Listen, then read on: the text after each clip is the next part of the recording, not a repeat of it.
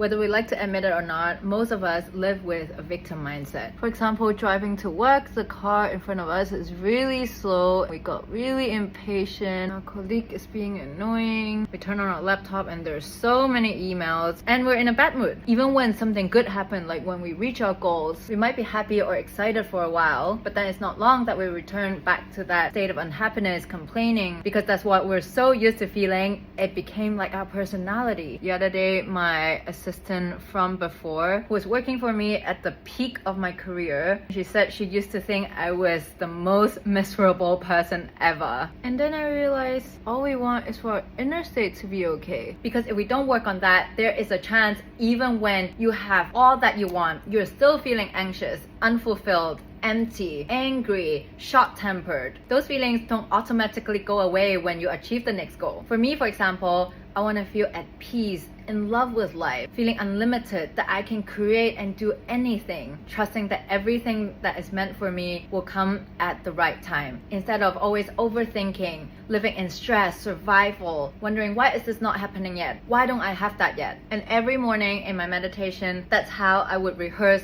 feeling these emotions as if I'm already living in that dream future. Even from a very difficult breakup, the first week was torturous. I was just crying in bed, feeling so hopeless, just living in pain and dreading another day. And then after a week, I asked myself, it's actually my choice. Do I want to cling on to suffering, or do I want to go the other way and take a chance in possibility? I've tried that way for so long. Why not do an experiment and give this a try? So I started 14 days of my meditation every morning, every night, rehearse these emotions. Whenever I want to look back, I remind myself, okay, now the choice. After just 1 week, halfway through the experiment, I already felt different and hopeful 70% of the time. Were so many synchronicities and possibilities in my life. And now within a few weeks, every day I wake up excitedly because I want to see what other miracles is life bringing me. Yes, maybe I haven't found the love of my life yet. Maybe I don't earn like how I used to, but I am in love with life and in all with every single little things. Isn't that the whole point of life? Isn't that what people want when they think once they get rich, once they get that right relationship, that's how